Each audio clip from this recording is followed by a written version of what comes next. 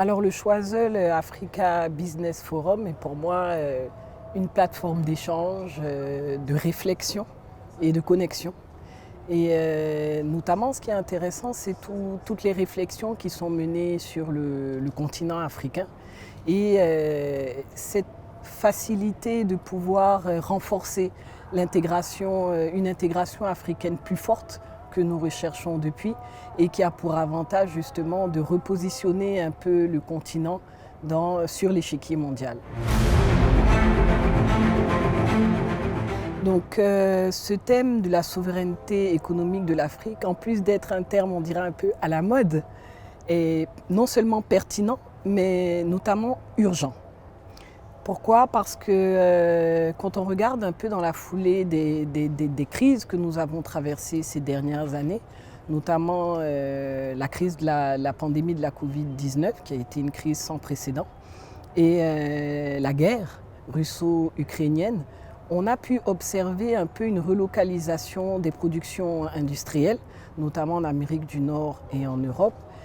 Et cette relocalisation vient challenger un peu la globalisation accélérée qu'on a connue ces 30 à 40 dernières années.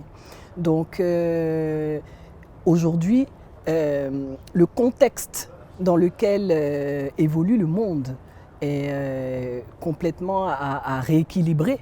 Et notamment, le continent africain a de lourds sujets sur lesquels pencher ses réflexions, ce que nous faisons lors de ce forum, notamment la souveraineté alimentaire, souveraineté industrielle pour limiter sa dépendance vis-à-vis de l'Occident, souveraineté financière également parce que principalement en Côte d'Ivoire, et je pense que c'est le cas de la sous-région, on a pu observer un retrait progressif des institutions bancaires occidentales au profit d'institutions panafricaines. Donc il y a notamment la souveraineté financière.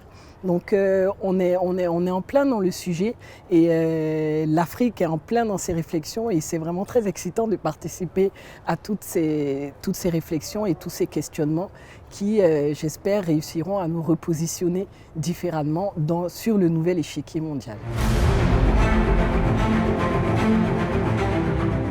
Pour être du secteur agro-industriel, je dirais que c'est le premier levier, donc maîtriser la chaîne de valeur.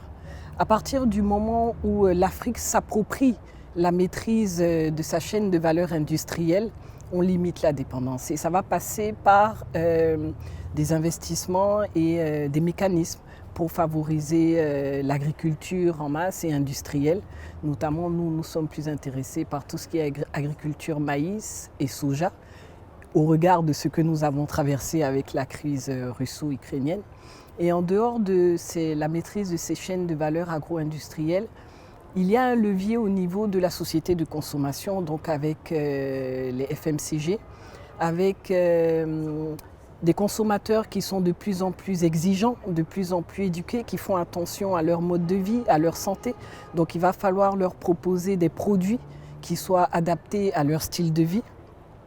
Et il y a également, je dirais, le levier technologique qui serait pour l'Afrique un levier d'accélération un peu de sa modernisation et de l'appropriation de ces problématiques. Et un levier d'amélioration également de ces chaînes de valeur-là. Et voilà, je dirais que ce sont les trois leviers principaux sur lesquels l'Afrique pourrait jouer sa partition.